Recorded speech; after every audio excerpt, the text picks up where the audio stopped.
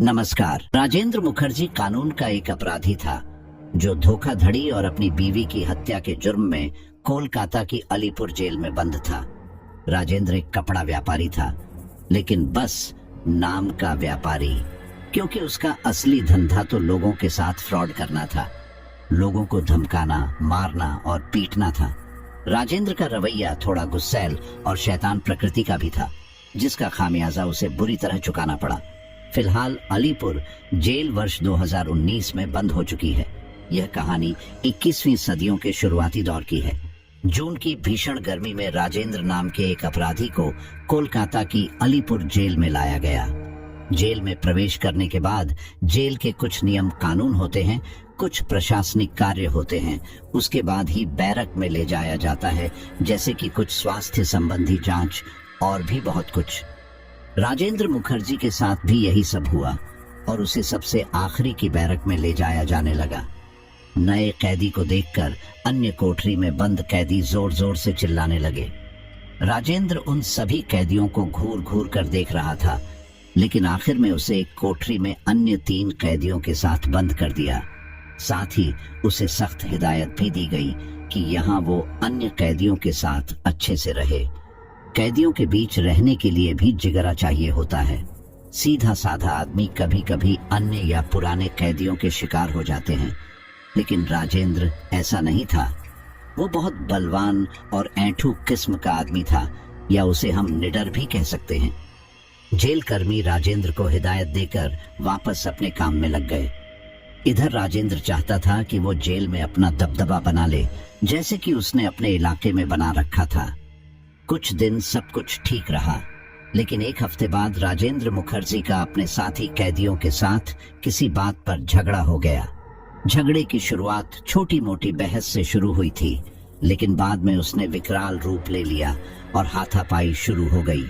जैसे ही यह खबर जेलर के पास पहुंची, वह अन्य जेल कर्मियों को लेकर तुरंत राजेंद्र मुखर्जी की कोठरी के पास पहुंचा। वहां उसने देखा कि लड़ाई अभी भी जारी थी। जेलर ने अन्य जेल कर्मियों के साथ जैसे तैसे करके उन सभी कैदियों को अलग किया। राजेंद्र मुखर्जी को मिलाकर कुल 4 कैदी उस कोठरी में थे। आनन फानन में सभी की दवा पट्टी की गई और जांच में पता चला कि सारी गलती राजेंद्र मुखर्जी की ही थी। वो अपने साथी कैदियों को हिंजड़ा कहकर चिढ़ा रहा था, जिससे वे कैदी उत्तेजित हो गए और उन्होंने राजेंद्र पर हमला कर दिया। दरअसल राजेंद्र ही कुछ शैतान प्रकृति का था। बाद में उससे की गई पूछताछ में उसने ये बयान भी दिया था कि उसने ऐसी शैतानी इसलिए की क्योंकि बहुत दिन से उसके हाथों में खुजली हो रही थी और उसने किसी को पीटा नहीं था।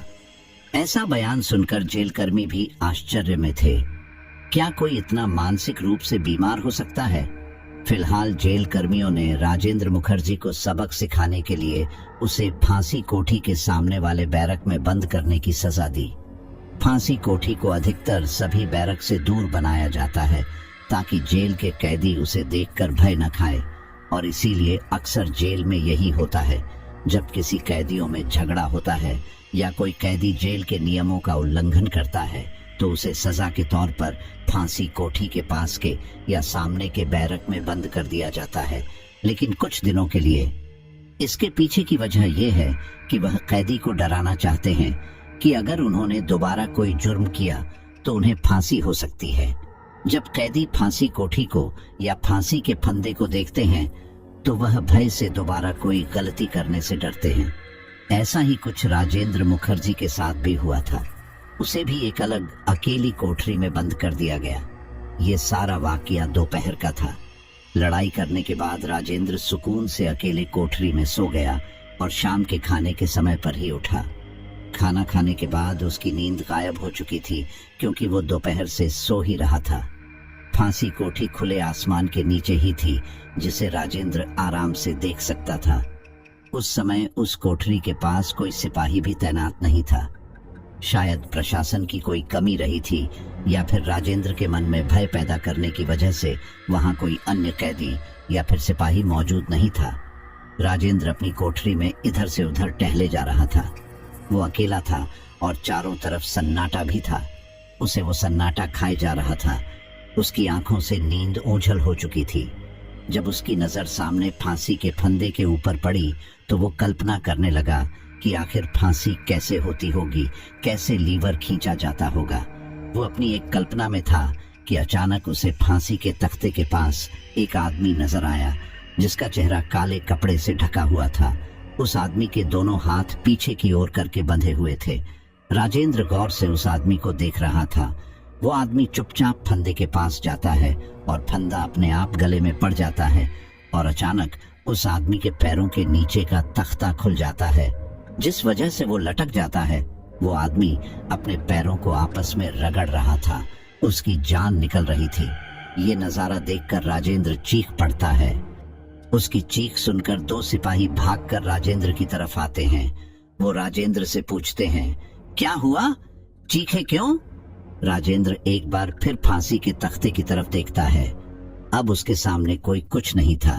राजेंद्र हकलाते हुए कहता है, कुछ नहीं, मुझे पानी चाहिए।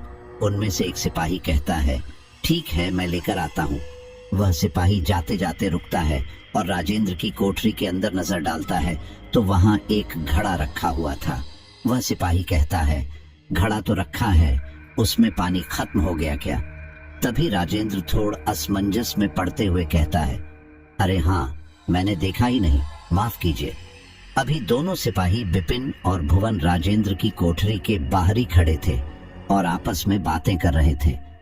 बिपिन भुवन से कहता है, क्या सर ने यहाँ किसी को तैनात नहीं किया?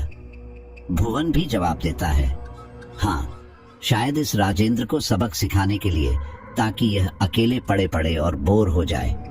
बिपिन बोला, लेकिन मैंने इस जगह के बारे में कुछ अफवाहें सुनी हैं, क्या वह सच है? भुवन ने कहा, कैसी अफवाहें?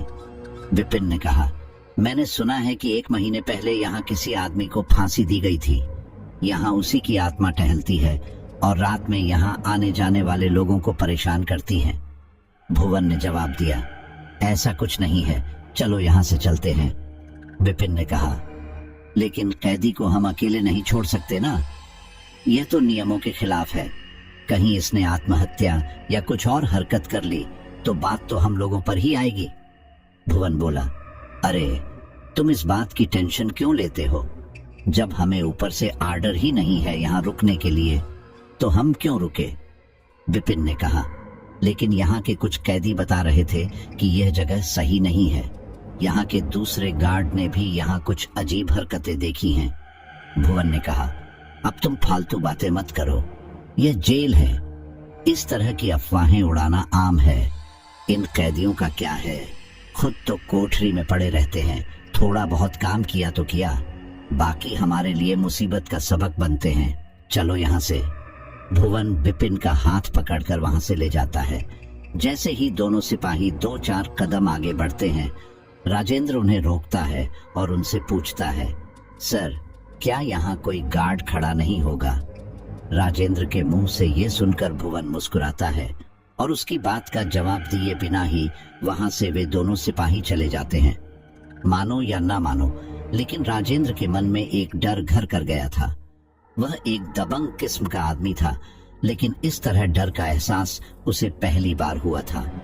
लेकिन फिर भी उसने मन को शांत किया और खुद को समझाने की कोशिश की कि शायद वह अकेले सुनसान जगह पर है, इसीलिए उसे ऐसा प्रतीत हुआ कि फांसी पर कोई लटक रहा है। खैर, उसने अपने पास रखे घड़े से पानी निकालकर पिया और जमीन पर लेट गया। अब उसकी मंशा सोने की थी, क्योंकि वह नहीं चाहता था कि उसे फिर से कोई चीज नजर आए। उसने अपनी आंखें बंद की, लेकिन वह बहुत बेचैन था। वह फिर से उठकर बैठ गया। तभी उसे किसी के रोने और सिसकियां भरने की आवाज आई। सिसकियां भरने की आवाज इतनी तेज थी, ऐसा लग रहा था जैसे उसके बराबर में बैठकर कोई रो रहा हो। राजेंद्र ने दाएं बाएं देखा, उसे कुछ नजर नहीं आया। वह भागकर कोठी के दरवाजे पर खड़ा हो गया और इधर उधर झांकने लगा, लेकिन उसे फिर भी कोई नजर नहीं आ रहा था और अब भी रोने की और सिसकारियां भरने की आवाज जारी थी। राजेंद्र ने आवाज लगाकर पूछा, कौन है यहाँ? तभी वह रोने की आवाज बंद हो गई। राजेंद्र भी शांत था, लेकिन कुछ पल बाद ही वह आवाज हंसी में बदल गई। इस बार राजेंद्र थोड़ा घबरा गया। उसने दोबारा पूछा, कौन है यहाँ? कौन मजाक कर रहा है, सामने आओ। लेकिन वह हंसने की आवाज बंद नहीं हुई। राजेंद्र मन ही मन सोचता है कि कहीं यह जेल कर्मियों की तो करतूत नहीं है मुझे डराने की। इसीलिए वह थोड़ा रिलैक्स होने की कोशिश करता है और वापस अपनी जगह पर जाकर बैठ जाता है। लेकिन ये क्या, उसे फिर से वही आदमी फांसी के तख्ते के पास दिखाई देता है जिसका चेहरा काले कपड़े से ढका हुआ था। राजेंद्र अब थोड़ा डर गया था कि ऐसे कैसे हो सकता है। वह सोचता है कि मैंने तो आज शराब भी नहीं पी है कि मुझे कोई वहम हो। राजेंद्र अपनी आंखें मलता है और दोबारा सामने की ओर देखता है और अब भी वह आदमी फांसी के तख्ते के पास ही खड़ा था। अचानक वह आदमी फांसी के तख्ते से नीचे उतरता है और धीरे धीरे चलता हुआ राजेंद्र की कोठरी के पास बढ़ने लगता है। यह देखकर राजेंद्र का दिल जोर जोर से धड़कने लगता है, क्योंकि उस आदमी का चेहरा काले रंग के कपड़े से ढका हुआ था, लेकिन वह एक सीध में बिना देखे राजेंद्र की कोठरी की तरफ बढ़ रहा था। राजेंद्र यह देखकर घबरा गया कि ऐसे कैसे कोई बिना देखे एक सीध में उसकी तरफ आ सकता है। राजेंद्र अपनी जगह पर ही खड़ा हो गया, लेकिन वह निशब्द था। उसके मुंह से किसी भी तरह की आवाज ही नहीं निकल पा रही थी। वह आदमी राजेंद्र की कोठरी के गेट तक आ गया। कोठरी के गेट और उसके पीछे की दीवार की लंबाई अच्छी खासी थी। राजेंद्र इतना घबरा गया कि वह अब दीवार से चिपक कर खड़ा हो गया और देखते ही देखते उस काले कपड़े से ढके हुए आदमी ने गेट के सरिये में अंदर की ओर अपना हाथ अंदर डाला और उसका हाथ लंबा होता चला गया जब तक कि उसने राजेंद्र की गर्दन नहीं पकड़ ली। ये देखकर राजेंद्र ने पूरी जान लगाकर चीखने की कोशिश की, लेकिन उसकी चीख काफी हल्की थी और वह इस बात को समझ पा रहा था कि शायद उसकी आवाज किसी को सुनाई नहीं दे रही है। उसने उस आदमी के हाथ को छुड़ाने की बहुत कोशिश की, लेकिन वह नाकामयाब था।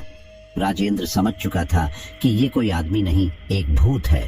राजेंद्र खुद में इतना बलवान था कि वो अकेले 2-3 आदमी से निपट सकता था, लेकिन अफसोस ये एक भूत था। राजेंद्र को जब ये एहसास हुआ कि ये एक भूत है और उसकी आवाज दूसरों तक नहीं पहुंच रही है, तो उसने मन ही मन हनुमान चालीसा का पाठ करना शुरू कर दिया। वह लगातार मन ही मन पाठ कर रहा था और कुछ ही देर में उस भूत की पकड़ ढीली हो गई। जैसे ही उसकी पकड़ ढीली हुई, राजेंद्र ने उसका हाथ जोर से पकड़कर झटक दिया और अपने आप ही उस भूत का हाथ छोटा हो गया। इसी मौके का फायदा उठाकर राजेंद्र ने जोर जोर से चिल्लाना शुरू कर दिया, बचाओ बचाओ, कोई है, कोई मुझे बचाओ। उसकी आवाज अंदर की कोठरियों तक जा रही थी और समय भी रात का था, इसलिए आवाज ज्यादा गूंज रही थी। राजेंद्र की आवाज कुछ कोठरियों तक तो बहुत ही साफ तौर पर जा रही थी। कुछ कैदी भी अपनी अपनी कोठरियों में घबरा गए और उन्हें इस बात की शंका भी हुई कि जरूर राजेंद्र को भूत दिखाई दिया होगा, जिसके बारे में जेल में अक्सर बातें होती हैं। जिस तरह कैदियों ने राजेंद्र की आवाज सुनी थी, उसी तरह पास के जेल कर्मी सिपाहियों को भी राजेंद्र की आवाज आई थी।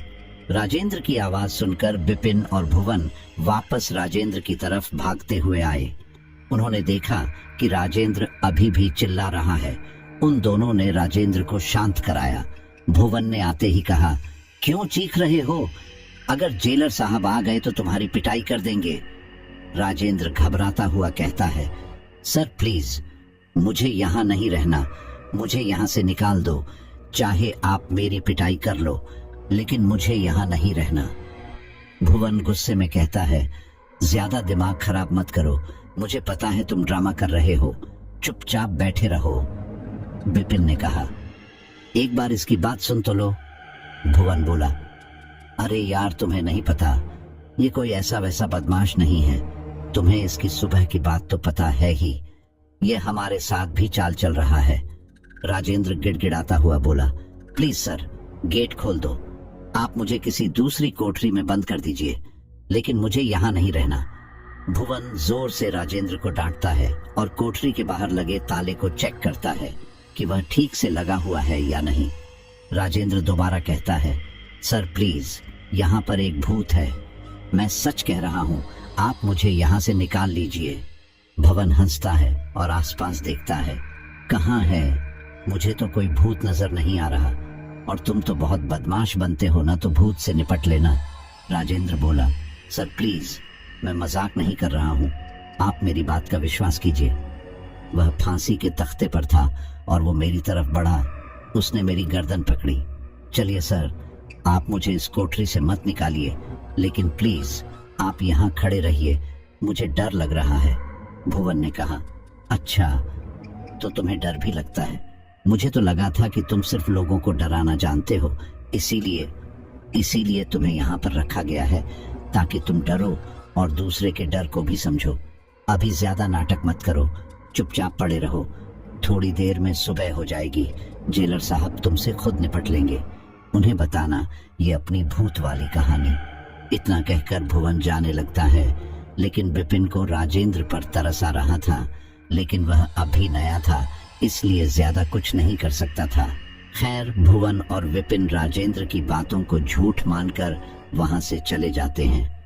राजेंद्र इतना घबराया हुआ था कि वह पूरी रात हनुमान चालीसा का पाठ ही करता रहता है, क्योंकि उसे डर था कि कहीं वापस वह भूत उसे मारने न आ जाए। राजेंद्र के साथ हुए उस वाक्य ने उस रात राजेंद्र की नींद पूरी तरह से उड़ा दी थी। अगली सुबह होती है, दिन निकलता है और जेलर साहब राजेंद्र को जाकर खूब फटकारते हैं, क्योंकि वह जानते थे कि राजेंद्र जेल कर्मियों को परेशान करने के लिए कोई भी कहानी बना सकता है। जैसे उसने अपने कैदी साथियों को छेड़ा था, ऐसे ही वह जेल कर्मियों को छेड़ रहा था। राजेंद्र अपनी सफाई देता है, लेकिन जेलर उसकी एक नहीं सुनते हैं और राजेंद्र से कहते हैं, कल रात तुमने जेल के सिपाहियों को परेशान किया था, अब मैं तुम्हारी सजा 3 दिन से 5 दिन कर देता हूँ। तुम अभी 5 दिन और इसी जेल में काटोगे। और कल तो किसी कारणवश यहाँ गार्ड तैनात नहीं कर पाया था, लेकिन अब जानबूझकर यहाँ किसी को आने नहीं दूंगा। जेलर के मुंह से ऐसी सजा सुनकर राजेंद्र बुरी तरह घबरा गया। उसने हाथ जोड़कर जेलर के सामने विनती की, लेकिन जेलर पर जैसे कोई असर ही नहीं हो रहा था। जेलर बिना कोई प्रतिक्रिया दिए वहां से चला गया और राजेंद्र बार बार उस फांसी के तख्ते को ही देखता रहा। हे भगवान, अब क्या होगा? यहाँ के जेल कर्मी तो मेरी एक भी नहीं सुन रहे। मेरी कल की रात ही इतनी भारी थी और अब 5 दिन। मुझे तो लगता है मैं आज की रात जिंदा ही नहीं बचूंगा। हे भगवान, तू ही कुछ मदद कर। राजेंद्र जैसा अपराधी, जो कि अपने आप को बहुत कुछ समझता था और अपने आगे किसी और को कुछ भी नहीं, आज उसे डर का ऐसा एहसास हुआ था और शायद अब वह दूसरों के साथ गलत काम करने से डरेगा। आज वह अपने आप को कमजोर महसूस कर रहा था और उसे भगवान की शक्ति पर ज्यादा विश्वास था। रोज की तरह राजेंद्र फिर से दोपहर का खाना खाता है। वह थोड़ी देर सोने की कोशिश करता है, लेकिन बार बार उसे रात की घटना याद आती है। हैरान करने वाली बात यह थी कि दिन भर में भी उसके पास खाना देने के अलावा कोई सिपाही भटका ही नहीं था। न केवल राजेंद्र के पास, बल्कि उसके आसपास के एरिया में भी नहीं। अब राजेंद्र ने इससे यह अंदाजा लगा लिया कि यह जगह अधिकतर खाली और सुनसान ही रहती है।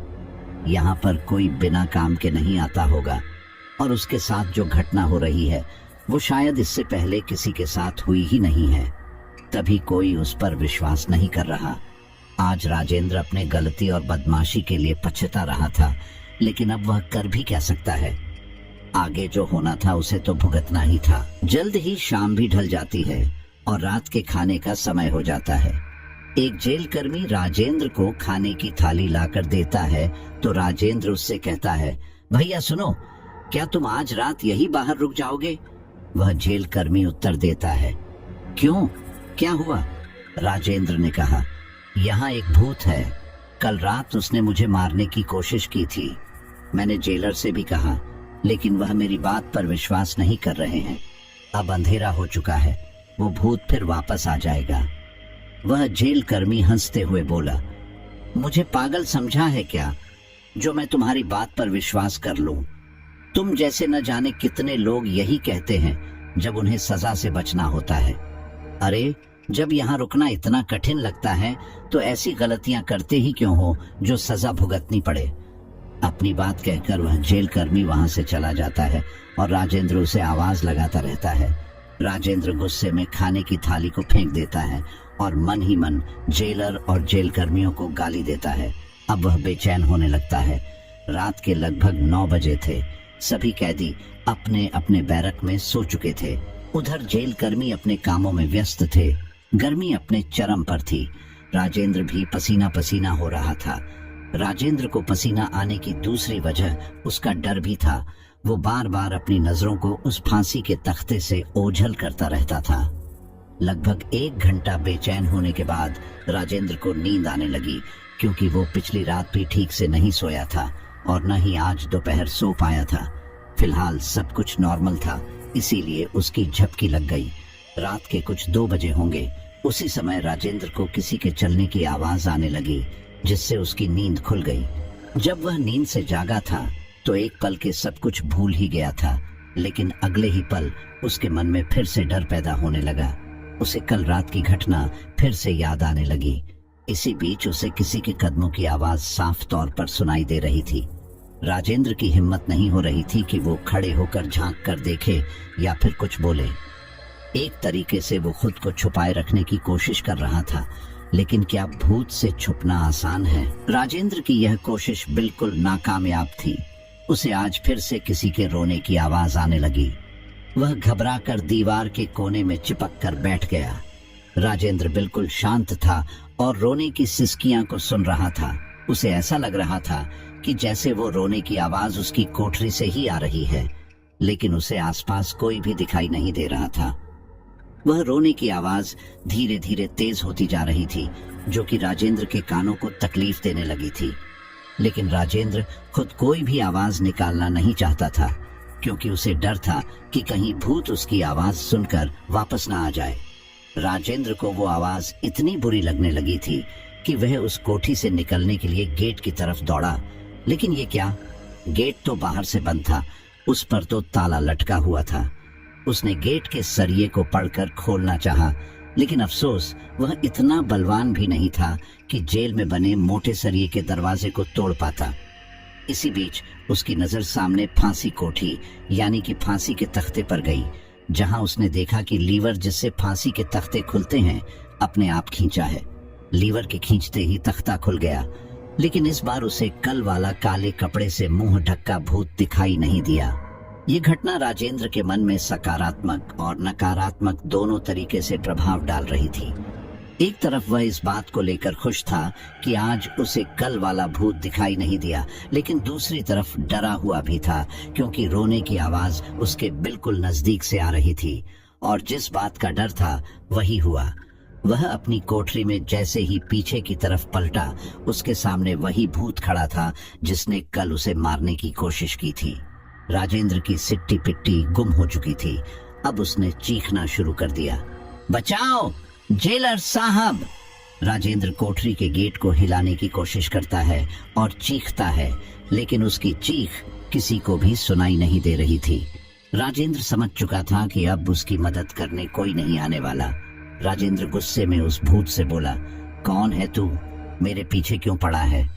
वो भूत मासूमियत से बोला, मैं निर्दोष हूँ, मुझे यहाँ कैदी बना के रखा था। राजेंद्र सोचने लगा कि ये क्या कह रहा है। निर्दोष, ये कैसा नाम है? राजेंद्र बोला, निर्दोष, तुम मुझे परेशान क्यों कर रहे हो? मैंने तुम्हारा क्या बिगाड़ा है और तुम अपना चेहरा क्यों छुपाए हुए हो? वो कैदी भूत बोला, तो तुम्हें मेरा चेहरा देखना है, लो देखो। इतना कहकर उस भूत ने अपना चेहरे से वो काला कपड़ा हटा लिया। राजेंद्र उसके चेहरे को देखकर बुरी तरह घबरा गया। उसका चेहरा काला था और बाकी का हिस्सा गोरा। ऐसे तब होता है जब किसी को फांसी देने के लिए ले जाते हैं और वह बहुत ज्यादा डर रहा होता है।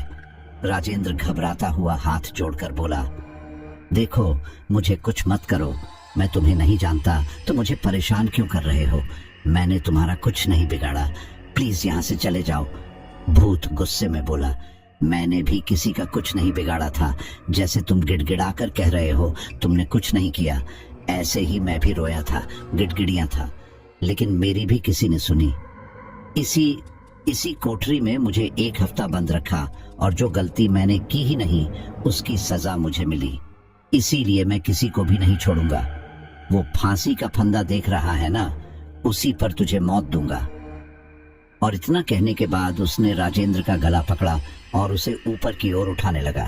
राजेंद्र ने एक बार फिर उस भूत से अपने आप को छुड़ाने की कोशिश की, लेकिन वह नाकाम हो रहा था।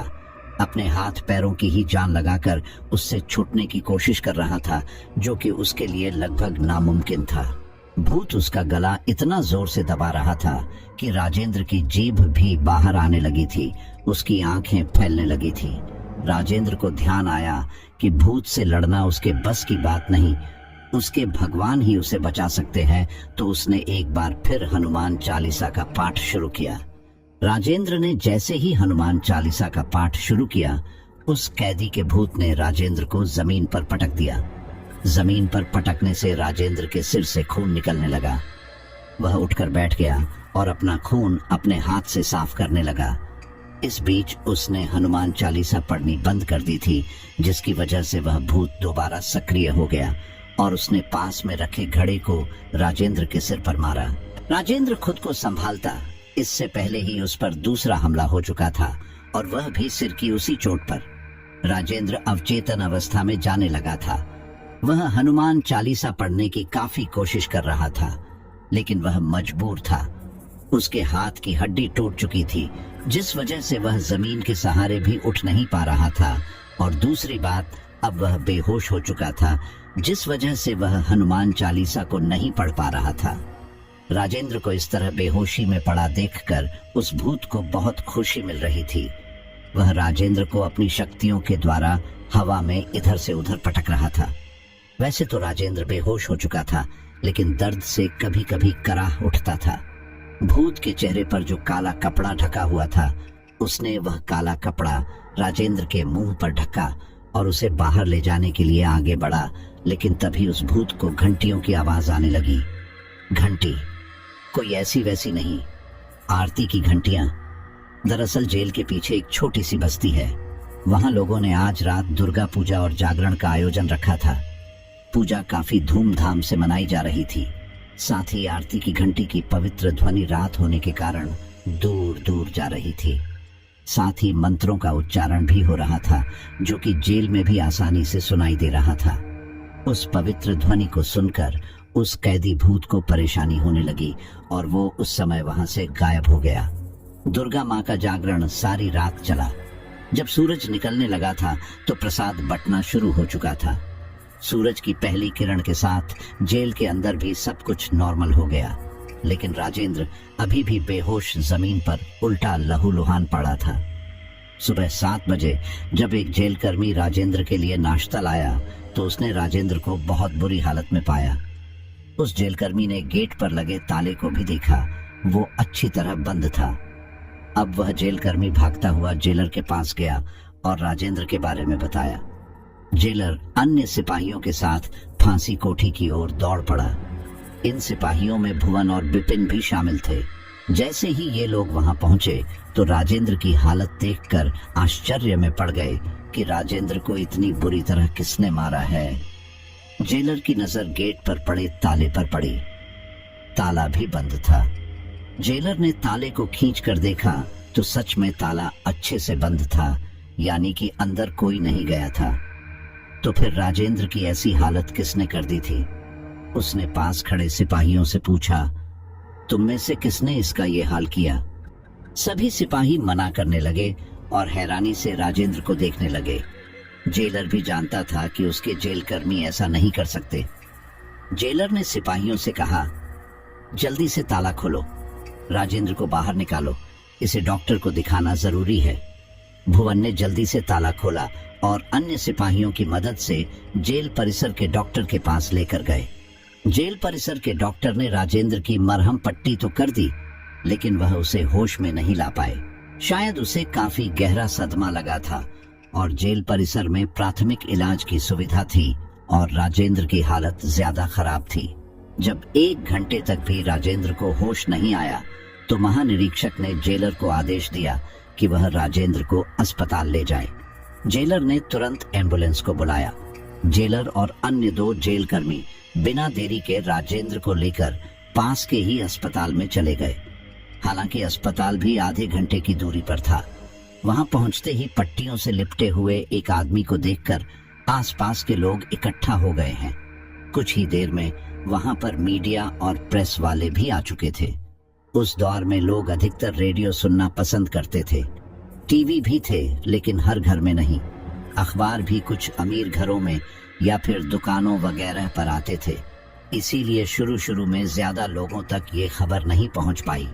लेकिन कुछ दिनों में ये बात ऊपर के अफसरों तक भी पहुंची कि कोलकाता की अलीपुर की जेल हिरासत में एक कैदी बुरी तरह जख्मी हुआ है। काफी लोगों का कहना तो यह था कि राजेंद्र एक बदमाश आदमी था। उसने जरूर जेल में किसी जेल कर्मी के साथ बदतमीजी की होगी, इसीलिए उन्होंने राजेंद्र को मारा होगा। लेकिन सच्चाई तो कुछ और ही थी। अस्पताल में भर्ती होने के कुछ घंटों बाद राजेंद्र को होश आ गया था और वहां कुछ पुलिस वाले भी मौजूद थे जो कि जेल कर्मियों से राजेंद्र की हालात के बारे जानने की कोशिश कर रहे थे। पुलिस वालों को भी यही शक था कि शायद राजेंद्र और जेल कर्मियों के बीच कोई बात हुई होगी या फिर कैदियों से कोई बात हुई होगी। राजेंद्र के होश आने के बाद पुलिस और जेलर के सामने राजेंद्र का बयान दर्ज हुआ। होश में आते ही राजेंद्र ने खुद को अस्पताल में पाया। उसका एक हाथ टूटा हुआ था। राजेंद्र अभी भी डर रहा था। उसने चारों तरफ नजर घुमाई थी तो वो आईसीयू में था और उस कमरे 2 पुलिस वाले मौजूद थे। राजेंद्र को होश में देख पुलिस वालों ने जल्दी से अपने सीनियर ऑफिसर को बुलाया। उन्होंने राजेंद्र से उसकी हालत के बारे पूछा, जिस पर राजेंद्र बोला, सर, उस भूत ने मुझे मारा, बहुत मारा। मैं उससे विनती करता रहा, लेकिन उसने कहा कि वो मुझे नहीं छोड़ेगा। मैं तो उसे जानता भी नहीं सर। ये सुनकर पुलिस वाले हैरान थे और साथ जेलर भी। पुलिस ऑफिसर ने उससे पूछा, तुम किस भूत की बात कर रहे हो? राजेंद्र ने जवाब दिया, निर्दोष भूत की। पुलिस ऑफिसर ने कहा, क्या निर्दोष? राजेंद्र ने कहा, हाँ, उसने यही कहा था कि वो निर्दोष है। राजेंद्र के बयान को सुनकर पुलिस वाले सोचते हैं कि शायद राजेंद्र की दिमागी हालत ठीक नहीं है, इसीलिए वे उस समय वहां से जाने लगते हैं। तभी राजेंद्र उन्हें रोकते हुए कहता है, सर, मुझे अकेला मत छोड़िए, वो फिर से मुझे मारने आ जाएगा। पुलिस ऑफिसर ने कहा, तुम डरो मत, मेरे 2 सिपाही तुम्हारे साथ यहीं रुकेंगे। पुलिस ऑफिसर और जेलर बाहर आकर आपस में बातें करते हैं। पुलिस ऑफिसर जेलर से कहता है, सच सच बताओ अभिजीत जी, क्या मामला है?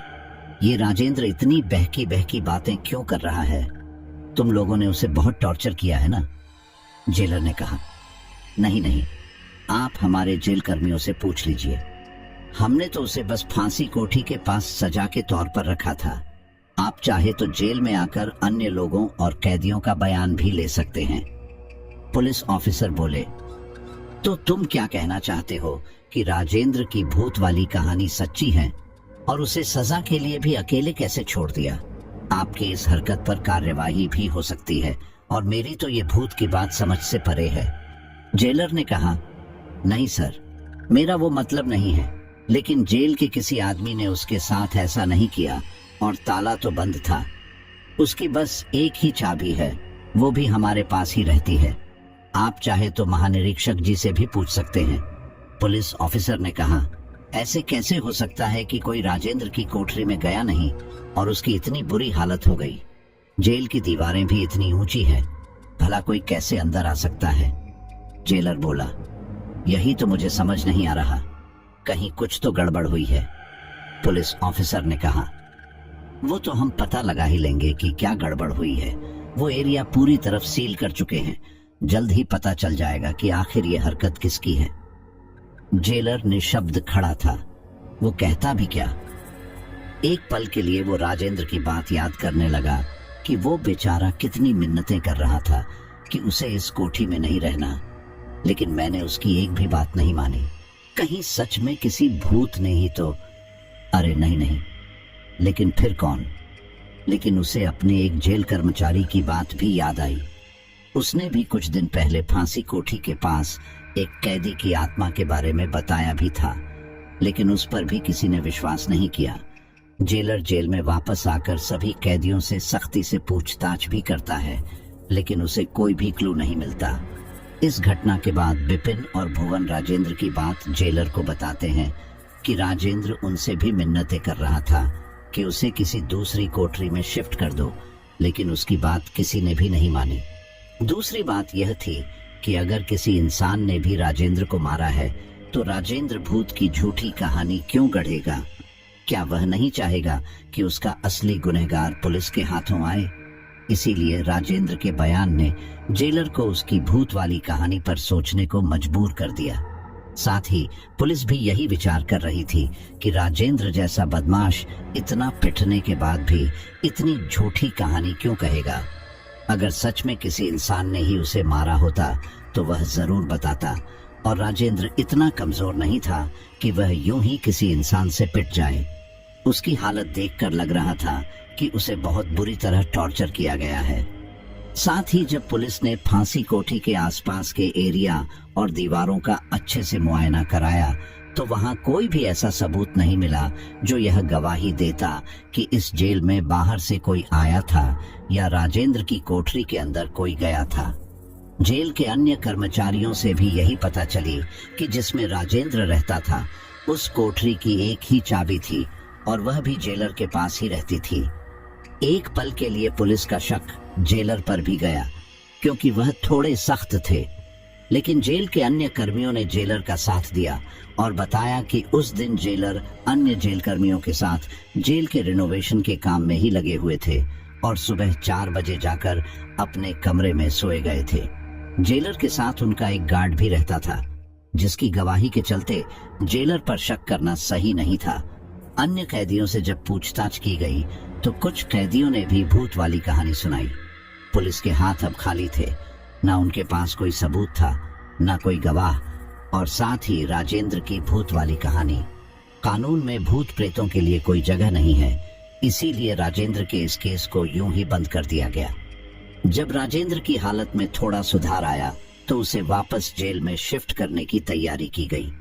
अखबार और टीवी चैनल पर लगातार जेल कर्मियों पर उंगलियां उठ रही थी, इसीलिए जेल कर्मियों में से ही किसी ने राजेंद्र को यह सुझाव दिया कि वह एक वकील कर ले और उससे कहे कि उसकी तरफ से केस लड़कर उसे जेल से रिहा करवा ले। लेकिन अफसोस, राजेंद्र का केस कोई भी वकील नहीं लड़ना चाह रहा था। अब तो जेल कर्मी भी यही चाहते थे कि राजेंद्र जल्दी से यहाँ से निकल जाए और प्रेस और मीडिया के बार बार किए जाने वाले सवालों से उन्हें भी छुटकारा मिल जाए। अब राजेंद्र तो वापस अपने अन्य साथियों के साथ कोठरी में था, लेकिन उसकी दिमागी हालत सच में ठीक नहीं थी। 2-4 दिन बाद जब वो थोड़ा सामान्य हुआ तो जेल के अन्य कैदियों के साथ मेन ग्राउंड में घास की सफाई कर रहा था तो वहां उसे जेल के ही एक कैदी मुकुल ने बताया, मैं जानता हूं तुम्हारा ये हाल किसने किया है। मुकुल के मुंह से ये सुनकर राजेंद्र उसकी ओर आकर्षित हुआ और अपना काम छोड़कर उसने देखने लगा। मुकुल ने बताया, मुझे इस जेल में 3 साल हो चुके हैं। लगभग 8 महीने पहले यहाँ एकलव्य रॉय नाम का एक लड़का आया था। उसकी उम्र लगभग 25 के आसपास थी। एकलव्य पर एक 16 साल की लकड़ी से रेप करने और उसका मर्डर करने का आरोप लगा था। एकलव्य देखने में भी सीधा था और जहां तक मैंने उसे उन 8 महीनों में परखा था, वो सचमुच ऐसा काम नहीं कर सकता था। उसके केस में काफी सारे पहलू ऐसे थे जो मर्डर, रेप और एकलव्य को आपस में नहीं जोड़ते थे। फिर भी उसी को दोषी माना गया। एकलव्य एक गरीब परिवार का लड़का था, इसीलिए उसके माँ बाप एक वकील तक नहीं कर पाए जो उसे न्याय दिला पाता। ये केस इतनी जल्दी में हुआ कि केवल 8 महीने के अंदर ही कठोर सबूत न होने बाद भी उसे फांसी पर लटका दिया। मुझे याद है, वो जब भी मेरे साथ होता था तो अपनी बेगुनाही बयान करता रहता है। यहाँ आने के बाद वो दिन ब दिन कमजोर होता जा रहा था। वो बार बार यही कहता था कि उसे फंसाया गया है और वो निर्दोष है, लेकिन फिर भी उस पर किसी ने यकीन नहीं किया। यकीन करता भी क्यों? आखिर कानून अंधा जो है और गरीब की वैसे भी कोई नहीं सुनता। उसको फांसी देने से 1 हफ्ते पहले तक उसी कोठरी में रखा गया था जिसमें तुम रहे थे, ठीक फांसी के तख्ते के सामने। जिस वक्त उसे फांसी दी जा रही थी वो चिल्ला चिल्ला के कह रहा था, मैं निर्दोष हूँ। उसकी चीख इतनी तेज थी कि अन्य कैदियों को भी सुनाई दे रही थी, लेकिन उसे बचाना किसी के हाथ में नहीं था। सच में उसके साथ बहुत बुरा हुआ है। एक बार इस जेल में जिला प्रमुख आने वाले थे। उनके स्वागत में पूरी जेल में साफ सफाई की जानी थी। उनके आने से एक रात पहले तक कैदियों को साफ सफाई का काम दिया गया था। मेरे साथ एक और कैदी भी फांसी कोठी के एरिया को साफ करने गया था। उस रात हमें भी एक आदमी मुंह पर काला कपड़ा ढके दिखाई दिया था, जो बिना देखे ही फांसी के तख्ते की ओर जा रहा था। मुझे पूरा यकीन है कि वो एकलव्य ही था। उसकी कद काठी से मैं अच्छी तरह परिचित हूं। वो अधिकतर समय मेरे साथ ही बिताता था। राजेंद्र ने पूछा, उसने तुम्हें कोई नुकसान नहीं पहुंचाया क्या? मुकुल बोला, इससे पहले वो कोई हरकत करता, हमें सर ने आवाज लगा दी थी और हम वहां से चले आए। इसके बाद जेल कर्मी में से एक आदमी ने भी एकलव्य की आत्मा को देखा था, वो भी फांसी पर लटकते हुए। जब उसने ये बात अपने अधिकारी को बताई थी तो उसको बहुत फटकार पड़ी थी। इन भूत प्रेतों पर वही यकीन करता है जिससे साथ बीती होती है। मेरी मानो तो एक अच्छा वकील करके यहाँ से चले जाओ, या फिर अपना रवैया ठीक कर लो ताकि तुम्हें दोबारा उस फांसी के तख्ते के सामने वाली कोठी में ना रहना पड़े। मुकुल की सलाह को राजेंद्र ने अच्छी तरह से सुना और अपने एक आदमी से कहा कि वो किसी अच्छे वकील का इंतजाम करे। राजेंद्र का केस कोई भी हाथ में नहीं लेना चाहता था, क्योंकि वो अक्सर सभी को परेशान करता था। लेकिन उस समय उसकी किस्मत ने उसका साथ दिया, जो उसे 1 साल बाद एक अच्छा वकील मिल गया। राजेंद्र ने भी फैसला कर लिया था कि अब से वो बुरे काम नहीं करेगा, सादा जीवन जिएगा और दूसरों की सेवा करेगा। वकील की जद्दोजहद के बाद आखिर उसे जमानत तो मिल ही गई। बाद में वह अपनी तारीखों पर जाता रहा।